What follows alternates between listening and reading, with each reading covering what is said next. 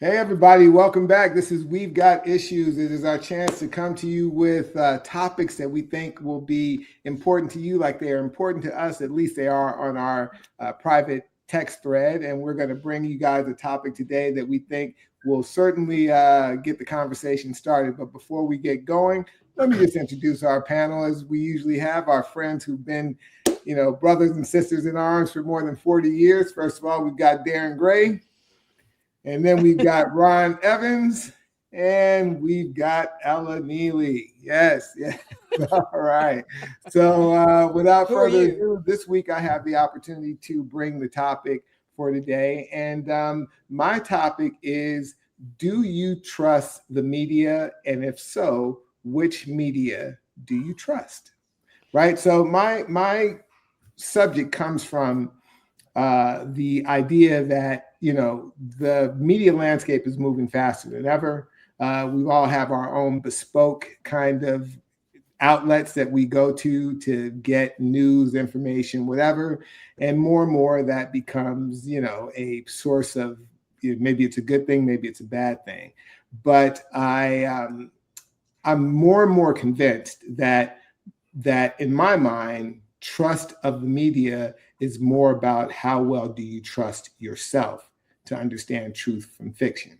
And so I feel like there's some friction to that's caused from a monetary perspective. And I saw recently the Deal Book Summit. I don't know if you guys are familiar with Deal Book Summit, but it is a product of the New York Times. And they have a regular, I think it's maybe annual or twice a year summit where they bring together thought leaders, people in the media, people in politics, and they have these different panels and discussions that are put on. And there was one particular panel that featured several people like Stephanie Rule from MSNBC, Ben Shapiro, who's a podcaster, Charlemagne the God, David Barbaro from the Times. There was someone from PBS NewsHour, John Favreau. There were several people that were discussing whether or not we should trust the media. So I'm going to play a quick clip that kind of sets things up, and we will go from there.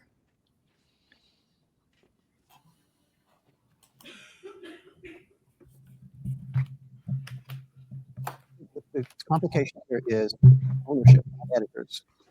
Ownership. For sure. Yes. And there's just so many systems of the press in this world. There's state-owned press. BBC has its state-controlled press has a state-controlled is not the right term, but the BBC is one system, and we have a lot of places like the New York Times, the New Yorker, Condé Nast, that are owned by wealthy people ultimately. And if those people don't see it in their interest or have the principles or the backbone to stand up to this kind of nonsense, then things go belly up. And you're absolutely right. CBS, the editor can stand up, but if Sherry Redstone doesn't see it in her interest. Because there are private corporate interests at play when it comes to that journalism, and that journalism doesn't exist without corporate backers. And there's just so many new houses. Okay, so the idea that came from that is that most of the news outlets that we've come to trust, use, read, listen to, are owned by corporate interests. Mm-hmm. And they may be part of a bigger conglomerate that these corporate interests own. And so what happens in the newsroom is often, a reflection, maybe not even a reflection, but is imposed upon by what the bigger corporate interest is. So say, for example, what they were talking about was like when CBS caved to pay a settlement to Donald Trump because he was going to sue them for how they edited the Kamala Harris interview during the election, or when Paramount settled or got cozy with the Trump administration because they wanted to do this merger. And so, there were concessions made to the Trump administration about that. And so the point is that all arrows lead back to a bottom line for the larger corporate interests that sometimes have an impact on what you get in terms of your news or how these news operations interact with the government, et cetera. So my question to you guys is, how do you deal with this issue about, do you even trust the media and the media writ large, and what is the media to you? And if so, which outlets do you trust to get what you feel is genuine good news? Ron, I'll start with you. I Do you think trust the media? no. No. For the reasons that was mentioned in the clip. Okay. I think that MSNBC and Fox News are two different sides of the same coin. They all have their agenda that is rage bait to get people to buy more Tide and more cereal.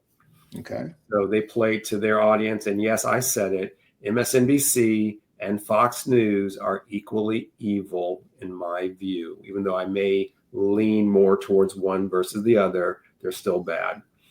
I don't watch any type of linear television news, cable news of any kind.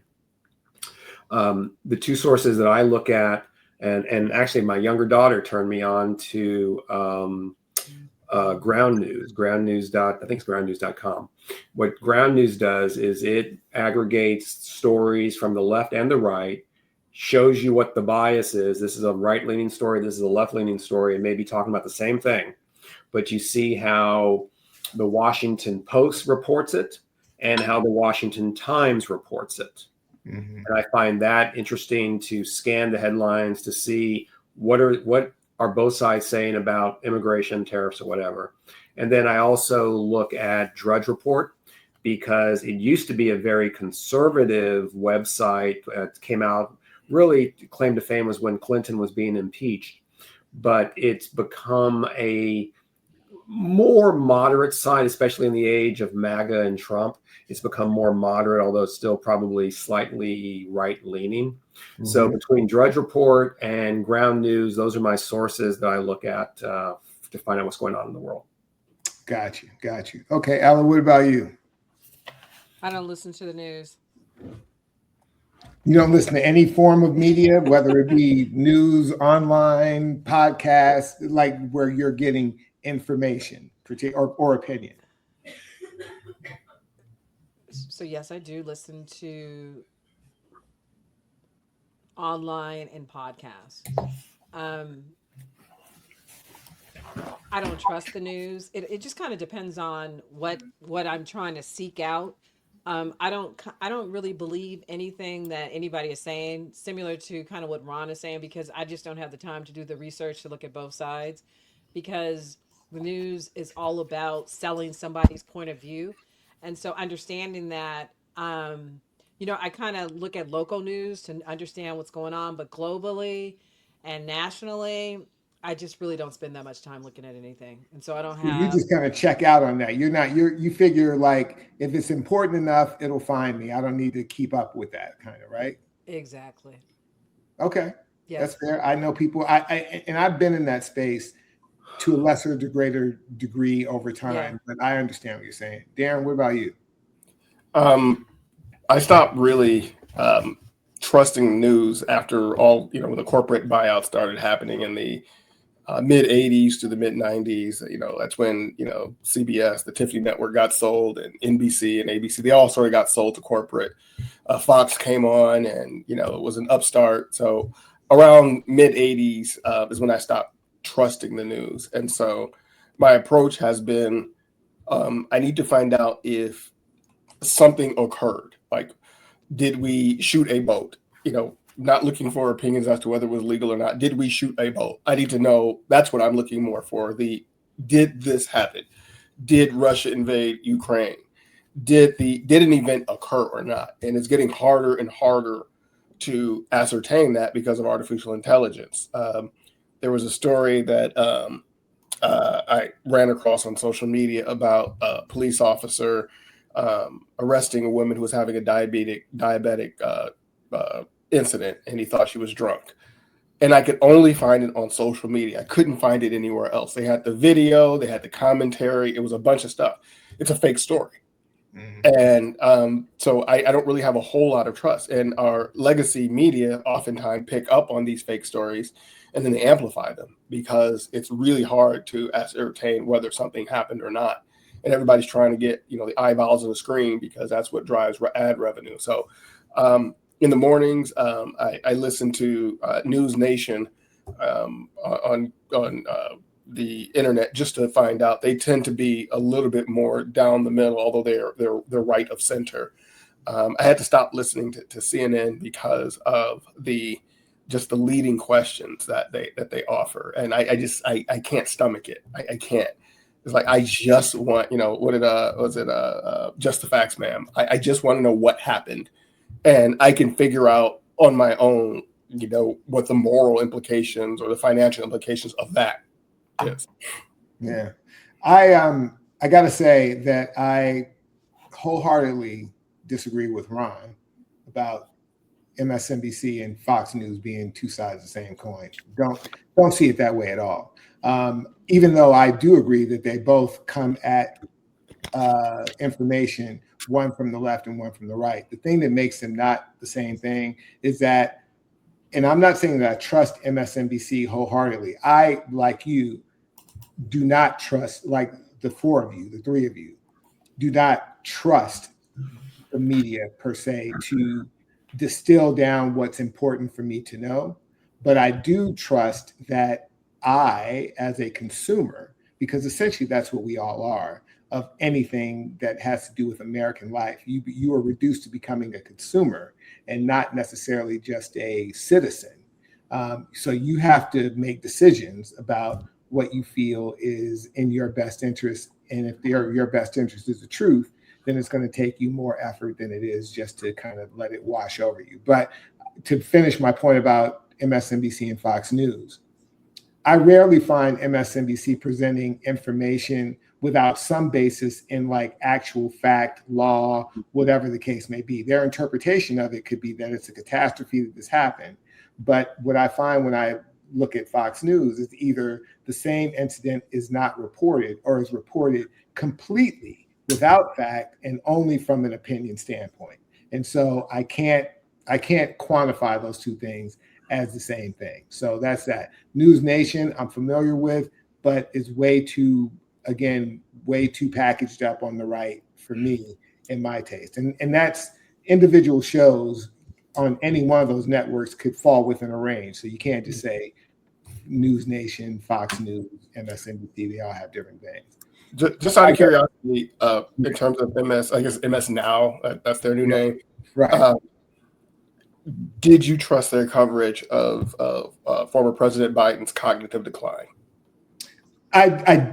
You know what I did is I followed it over the course of time, right? So at first it was like not really a thing, but as facts on the ground started to change, their coverage of it started to change because people were asking questions. I'm okay with that. I'm okay with during COVID them saying that, hey, Dr. Fauci is absolutely right. We need to wear masks, whatever, blah, blah, blah. And over time, that coverage changes, right? Because facts on the ground change. So I'm okay with all of that as it relates to any news outfit. And I'm not holding MSNBC up to be a standard. What I'm saying is that we as individuals are now consumers. And that includes whether you're looking at quote unquote legacy media or you're looking at, new media, because they're all trying to sell you something. Right? But Nick, I think the problem I have with what you said is you use News Nation and Fox News and you characterize both of them as too right-leaning for your taste. Mm-hmm. But the one that is more in line with your worldview, mm-hmm. you like. So you like the station that agrees with you, and you dislike the stations that don't have the same view. That's the definition of an echo chamber. Well, let me just correct something here. If Darren Gray, for example, who I don't always agree with, had a news show, and he was factually presenting both sides of a story, I'd be more inclined to listen to that because it's without it. Like, I'm just trying to be right up the middle. Now you decide, right? I've given you the facts of what happened, and I'm not trying to spin it. So what I'm saying is MSNBC, though there's typically a left-leaning spin, it's usually based on a stack of facts. Here are the stack of facts, which are undisputable. It's undisputable, whether it's like the lawsuit against an individual or a boat being bombed in the middle of the ocean and what the law says about that. Now, they're going to say that it's coming at it from this standpoint. But typically, if you look at the same information from Fox News, it's going to be, in my experience, all spin, little information about like, what does the law say about this, whatever. So that's all I'm saying. I'm not saying that MSNBC is something I rely on. I'm just saying that, and I agree with you, that most of us have to make that decision for whatever reason. Even if you want it to be right up the middle, that's the one you're going to go with. You want it to be to the right, that's where you're going to go. You want it to be to the left, the same thing. So we're all trying to create our own taste in what resonates with us in terms of media. That's not really a compelling argument for why Fox should be demonized and MSNBC should be viewed as some moral beacon.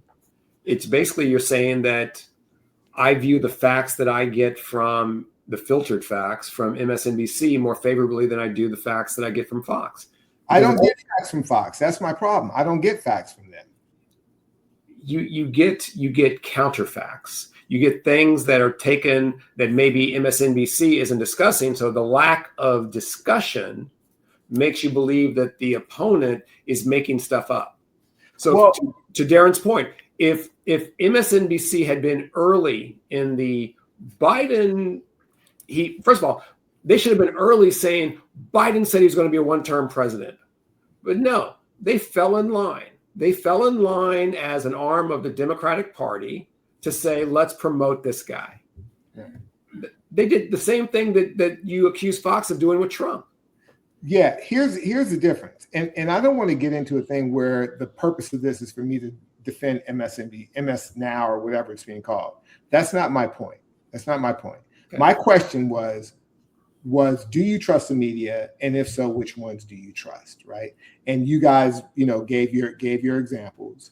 And I said that I wholeheartedly disagree with your representation of them being two sides of the same coin. I don't see them the same way at all, right? You can't disagree and then not expect us to hold your opinion up for examination. No, I get that, but what I'm saying is I think you're misrepresenting what my analysis of it was. Is that I'm saying that Fox News is all spin, light on facts, and MS Now is lots of facts with spin.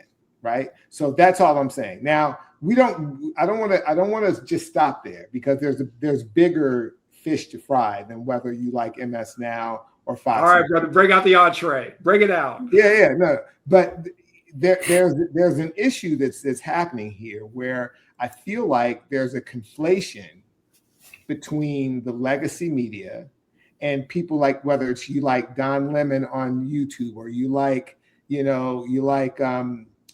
of the more conservative guys, or you like whoever you like. You can choose your own adventure as to how you want this to be. And my concern is that it's less about what those different outlets are doing, and I want your opinion on this, and more about your ability to what your role is, rather than who do you believe. What's our individual roles as citizens to get down to the truth? And should we have to do that, or should we be able to trust the media? Well, I think there's also the AI looming large over the entire landscape, because the algorithms will curate information for people who don't necessarily get their news from legacy media. And even legacy media is getting information from artificial intelligence. And so there's even a bigger danger out there in terms of getting to the truth.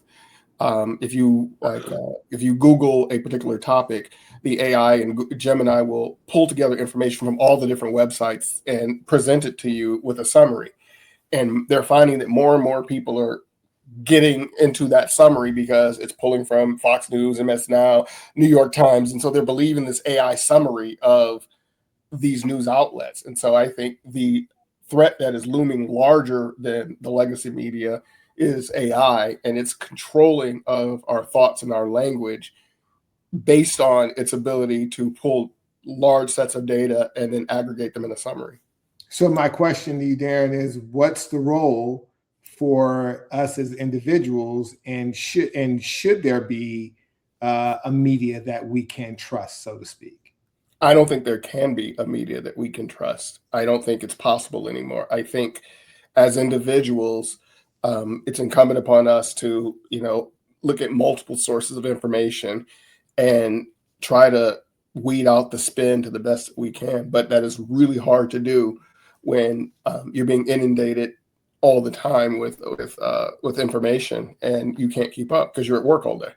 Right. I'm going to come back to that, Darren. Ella, you're of the mind that, you know what, do what you're going to do.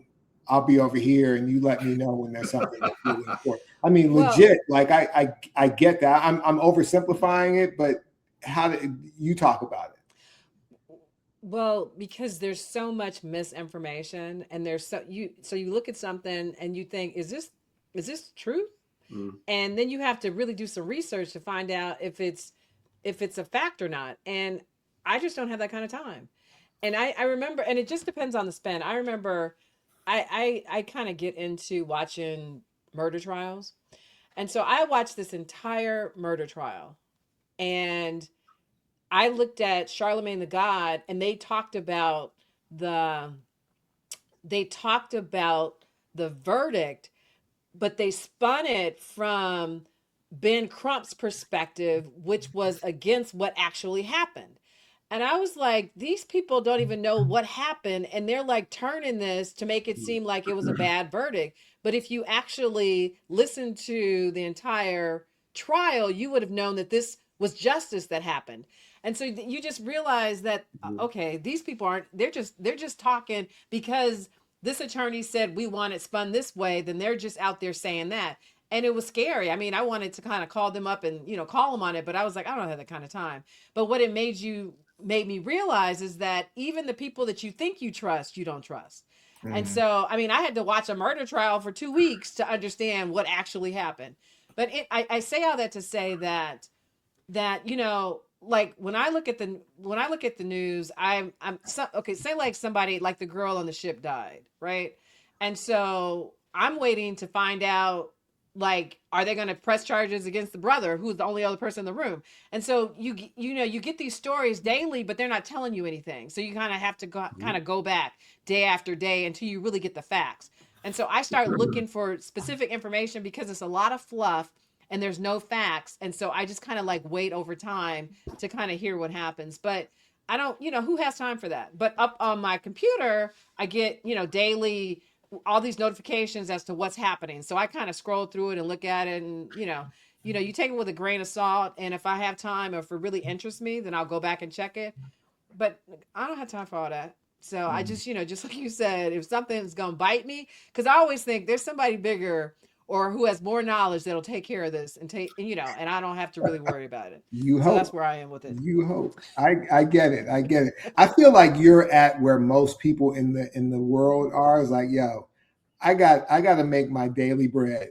And if getting caught up in the news is going to keep me from my main objective, there's got to be somebody out there whose job it is to be worried about that. Exactly. Right? But see, yeah, I mean, I would put a different interpretation on Ella's comment, and maybe I'm mistaken. So I'm going to ask you, Ella, a question.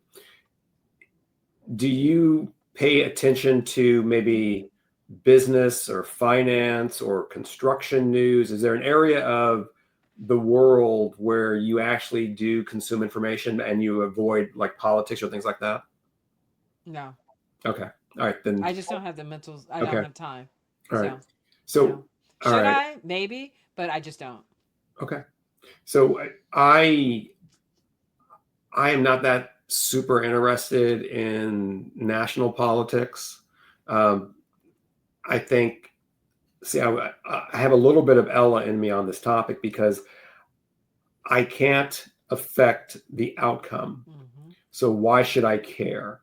Now, if you talk to me about here's what's going on Wall Street, here's what's going on with interest rates, here's what's going on with NVIDIA or whoever, you have my attention because I have some agency over making a decision based on the information I'm receiving.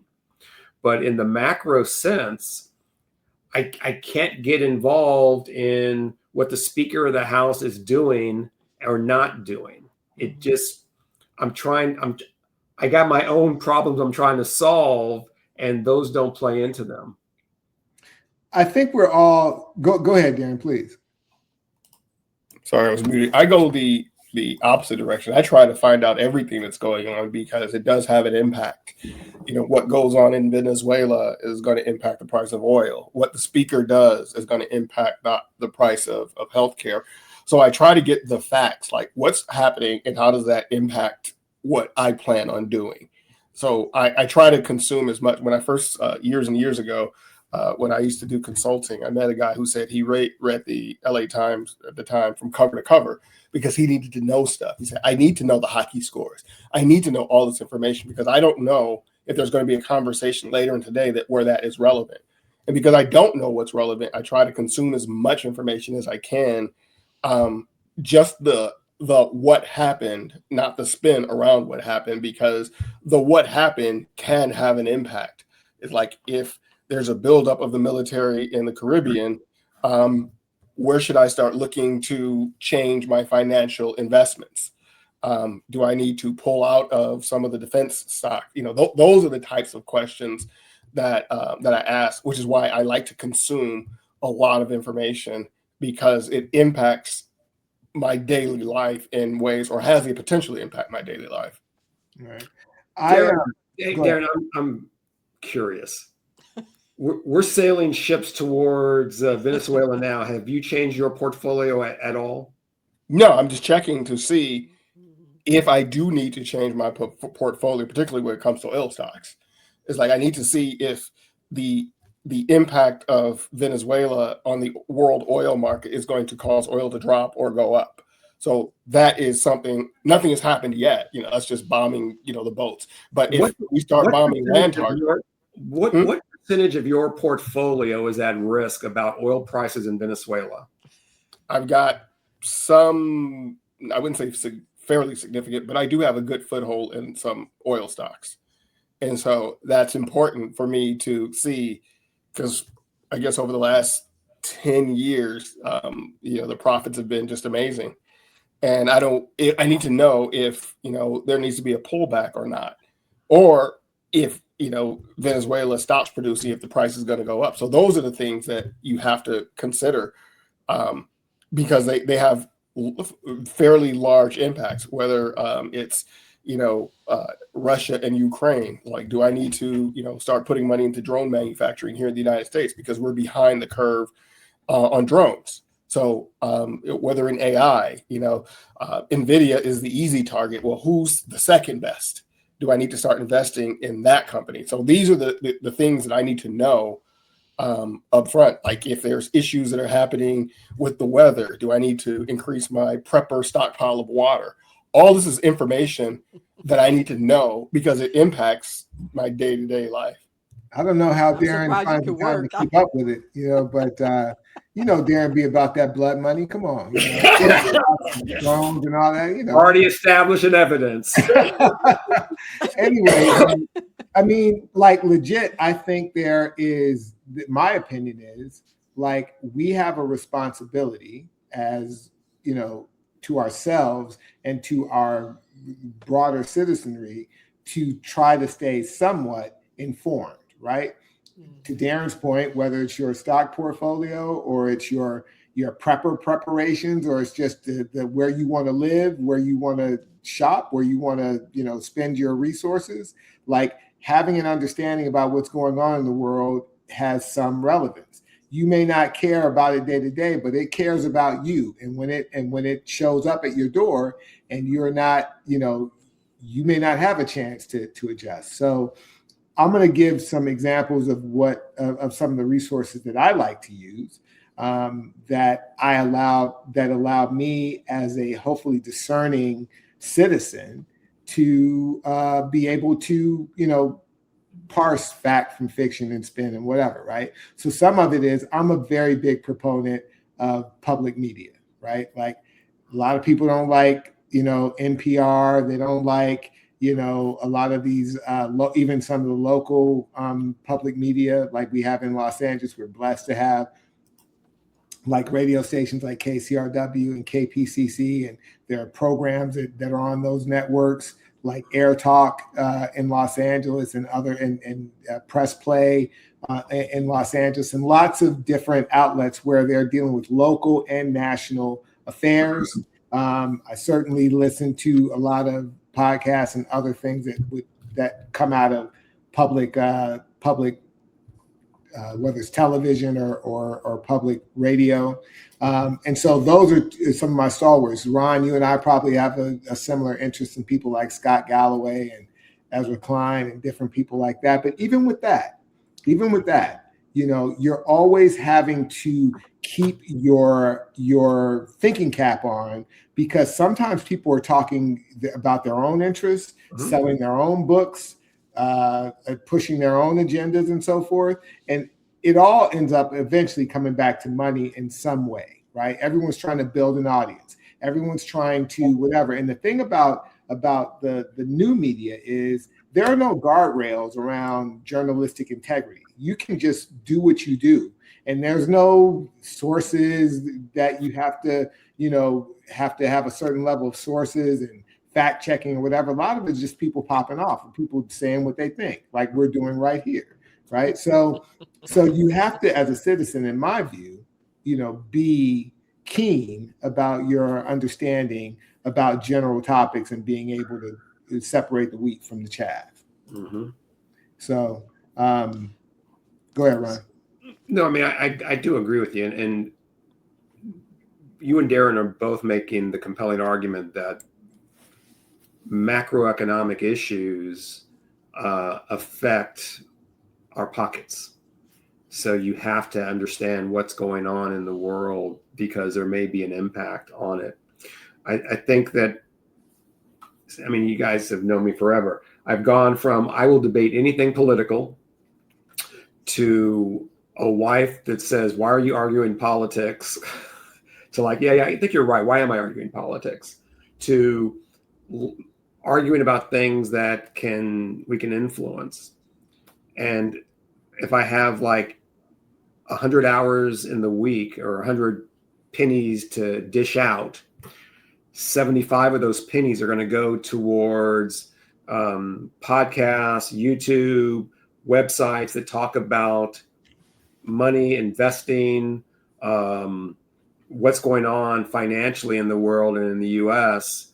And the other 25 pennies will be on things that are more political in nature because I don't have that much time.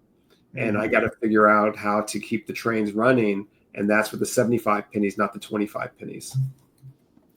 Something tells me that that's the way that they want it. They being the royal they want, and the way the system is built, capitalism in particular, is built to consume you with so many different things that you have to do that you don't have time to follow the money, follow the politics, follow the deal making, follow the corruption, follow the whatever it is, which is all going on. It's all going on, some of it in plain sight and just being talked about as if it's okay. But we all suffer from that. And I think the degradation of our society is basically built around keep them busy and they won't see what's going on. Well, I mean, I'm not even going to say it's capitalism. I'm going to say that it's selfishness on my part because I'm choosing how to spend my 75 pennies.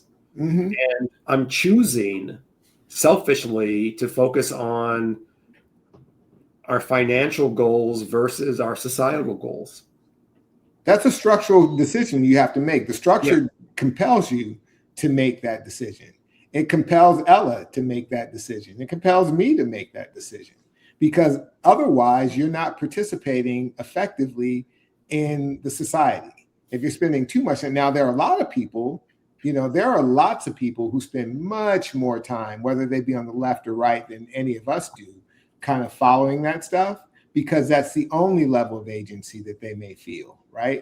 Like I think the four of us may feel like we have a lot more agency in what our personal outcomes are than people who spend time and maybe there are people who have just more time on their hand because they're retired, or maybe they, feel disenfranchised from the mainstream because they can't get a job, or that, whatever the different reasons are. But I feel like there's more and more of that and less of people saying, listen, I got to be about like really being my own agent in this world. But I do want to have a connection with information. Like it's less about the news and the headlines than information to me about what is going on in the world, like Darren was saying. And I may not have investments in all the blood money that he does, but I am interested in what's happening out there and how it may affect me. But it's more than just the blood money. It's also the availability of food. Like if China's buying the soybeans, if there's all of these things that have a direct impact on your ability to survive and thrive. And you need to know these things because they may not be important for you today, but down the line, it may have a bearing on your ability to eat, drink, breathe, or even earn a living. So you just have to keep your mind's eye open. Before the pandemic, I was telling folks, to make sure you have enough water and food in your home. This is before the pandemic when, everyone was, starting to hoard things. I was like, you don't need to hoard things, but every time you go to the store, buy an extra can for the day when it might not be available. Because my philosophy was that you can only go 3 days without water. So you need to make sure you have enough water. And if you do and everybody else doesn't, within 2 weeks, you won't have to worry about food because there'll be nobody else left. You just go take their food. And so, but in reality, those are the things that you have to think about. Because no, you don't. You don't have to think about them. Well, you don't. But when the pandemic started, what did people do? There was a run on toilet paper. There was a run on this. There was, society almost broke down. No, it didn't almost break down. We had to run on toilet paper. It's all about perspective. See, this is what I'm talking about, the spins that people put on it. Yeah. Let me ask this about how you guys feel. Godzilla came out of the Pacific Ocean, and Godzilla came, man. I'm having the food and water for my crew. We all went through the same pandemic, right, Darren? I mean, this is not what happened in Detroit when you were a child. We all have an experience. Yeah, definitely. What do you guys feel about? I can't get over my water thing.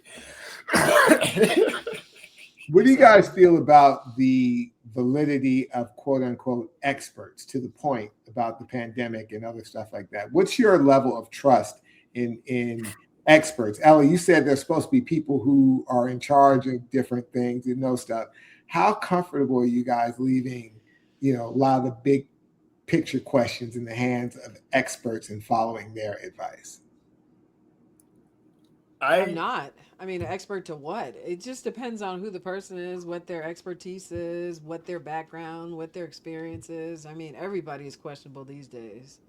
I mean, for that intent purpose, Darren's an expert. We're all experts at what, though? I mean, you know what I mean? Yeah. So if there was another pandemic, or if there's a financial crisis, or if there's another health outbreak, I think we see a difference, or maybe we don't, in the level of expertise, say, in the current administration, right? Well, yeah. The people they have running certain things, and whether that be from the cabinet level all the way down to the administrative level in different agencies and stuff, there's a difference between the expertise that has traditionally been a part of our government and what it is now. Now, whether you think it's better, the same, or different, whatever, but it's different because, like, one of the there aren't any experts. Structural, like, one of the problems that I've had with the scientific community for a long time is the phrase settled science, because that is contrary to what science is. There's no such thing as settled science. But when you talk about climate change or immunizations, people start talking about it's settled science, and you're a heretic if you question it. And those are the establishment folks. I've always had a problem with that because science is not settled. We have the information that we have today, and that information is the best that we can possibly do today. And we learn from it, we examine it. That's what we're supposed to do. But what ended up happening in a lot of cases is the research, the expertise follow the corporate investments. right? Who gave money? The NSF gave money for this particular study, and so all the universities studied that. And so whoever drives the funding of research creates the experts. And so you're relying upon the financial interest of whoever's driving that, or the political interest, to define what an expert is. And I've always had a problem with that. I don't necessarily think it's just that simple, but I do agree that we've overcorrected in some ways to the establishment.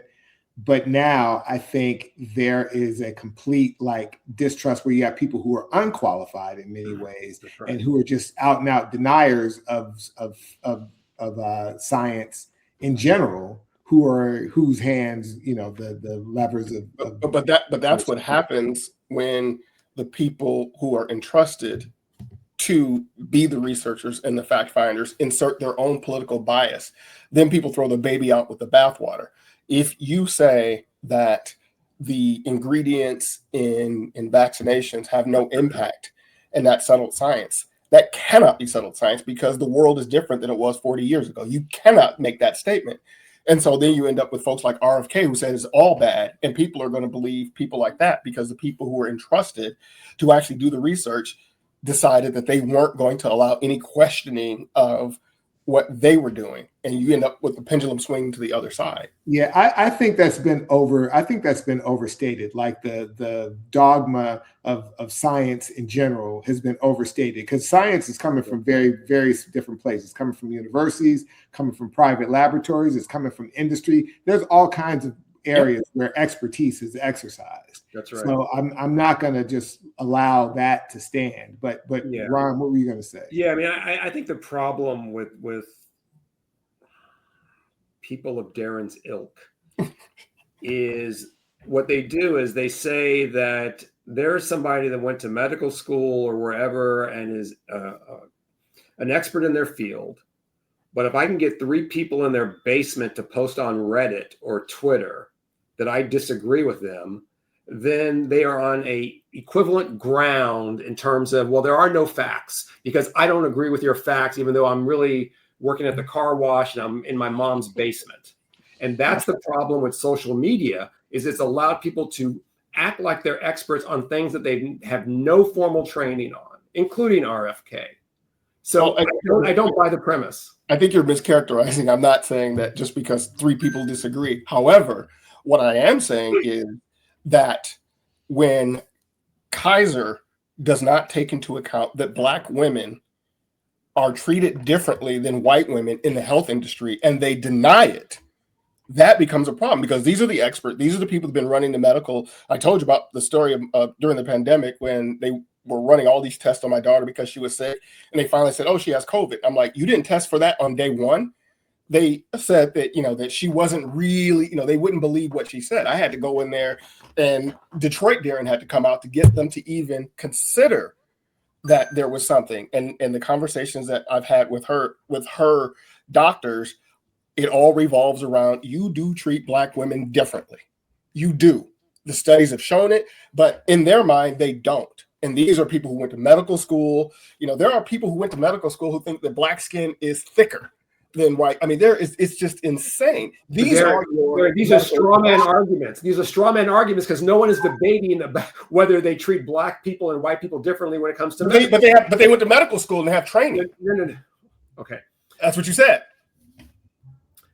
Yes, they went to medical school and they have training, okay? But there's a question about the cost of medical care, the biases and the racism in the medical profession. We're not talking about science here. We're talking about social biases, which is very different from the actual medical issues. Any study can show that there's a difference between Blacks and whites on everything from heart disease to cancer to whatever. We already get that. So when you apply the social and the financial, you get different outcomes that are non-scientific. So when people say they don't trust the medical community, do you see why people may have doubts about vaccination when in their personal experience, the medical community has treated them differently?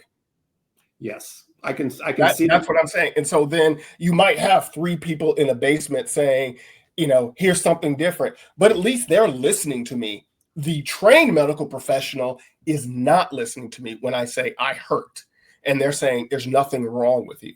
What I'm saying is the institution has become so biased and corrupt that it leaves space for the kooks to get legitimacy in your everyday population, because the people in your everyday population have been abused by the system of these trained professionals.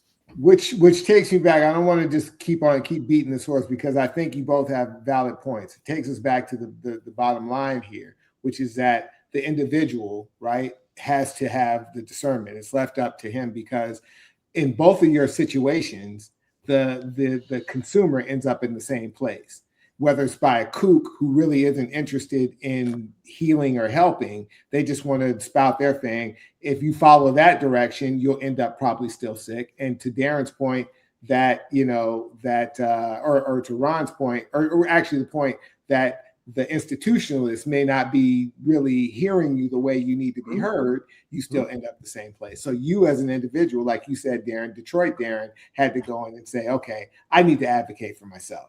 Like Halle Berry said, I need to advocate for women's health, because they're not hearing us as women, that we have specific issues around, premenopause, perimenopause, and all that. So I get it. And I think that's where I'm trying to go with this discussion, that media is important, it's necessary, but it is not going to save you more than you can save yourself by learning how to be a discerner of truth and a seeker of truth versus just your own opinion that makes you feel better. Right. Any final thoughts on that before we launch into my parting shot for the week? I like to see Darren get just a little bit more upset before we go. Darren does not get upset. He calculates the appropriate amount of passion to further the conversation, which you've been very effective. Very effective at. So with that said, if I said it robotically, then you wouldn't have gotten the point. So, right, you got to put a little Detroit Darren in the mix. Just so Detroit Darren has to come out. It's a calculation of he's here. I have to do this in order to get this response. Got it. All right, thank you for that. So to my point about like media, like sometimes you just need, like, all media that we listen to isn't necessarily just about politics or news or finance or whatever. Sometimes you just need media to just make you feel good or take you, to a different place, or it's about some specific interest you have. But my parting shot, unfortunately, today is none of that. It actually is about politics, but it takes it to a place. If any of you guys last week tonight, John Oliver, if any of you guys like his take on the news, these two women who have a podcast called, and the reason why I like it more than anything else is the name of the podcast. It's called This Fucking Guy. So every week they are, however often they do it, they do a profile, a biography, a running history of somebody that they call This Fucking Guy. And it could be a woman or it could be a man. But their take on it is very, in my view, fact-based. But I don't really necessarily watch them for the facts. I watch them for the way they come at it. And so whether I think they're completely on the money or they're not on the money, it's always enjoyable from my point of view, which is that they're usually taking on somebody. And in this case, the clip I'm going to play is Pam Bondi, the the Attorney General. So I'll share this clip, and that'll be our parting shot.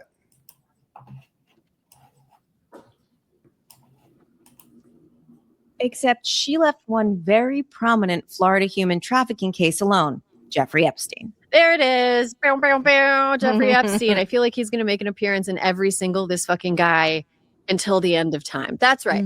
Those of you who have seen our Ghislaine Maxwell This Fucking Guy episode know this, but to refresh your memory, Bondi took office a few years after Epstein was given a sweetheart deal by the feds. By the time Bondi was in office, Epstein had already been released from jail. But Epstein's victims had never been informed of the deal, which they claimed violated the law, because it did violate the law. Bondi was pressed to take action on behalf of the victims in the Epstein case, but for some reason, she did nothing.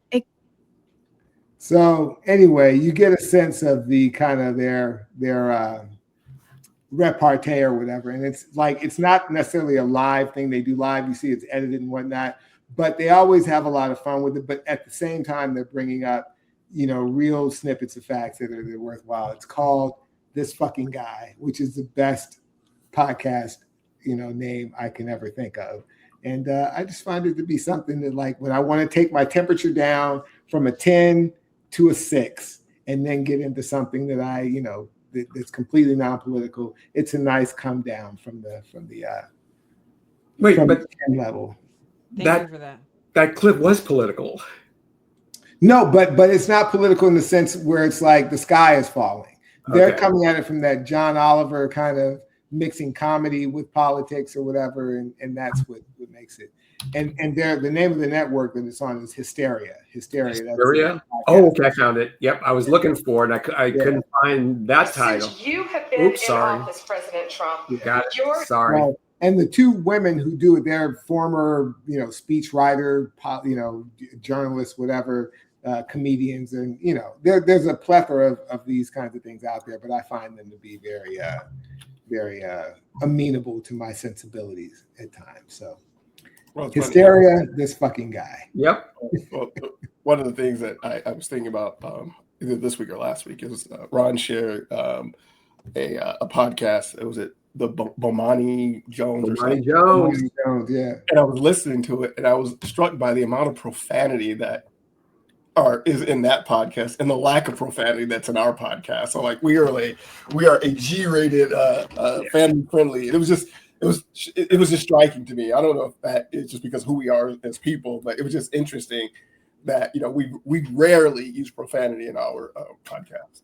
And I got to tell you, in Bomani's defense, that was the episode about Lane Kiffin, right? Yeah.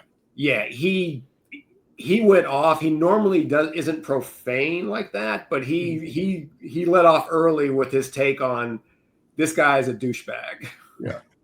Yeah. No, it was just striking to me that I started thinking about all the podcasts we've done over the last 7 months, and there may be 2 curse words in all of them. I just found that interesting, just our from our perspective. So. Yep. Well, we've added a few today, so now we're going to PG-13. So anyway, I appreciate you guys walking down the political path with me today. And if you guys at home have any thoughts about your take on the media or how you approach, news, journalism, information, this whole subject matter, we'd love to hear from you. So definitely leave us any comments. We'd love to engage with you. And of course, we ask you to follow us on YouTube, hit that subscribe button, and like and share this episode with other people who are so minded that they want to talk about these kinds of things. So, guys, thank you again. It's been a lot of fun as usual, and we're going to do it again soon. So until next time, this is We've Got Issues. We'll see you soon. Peace.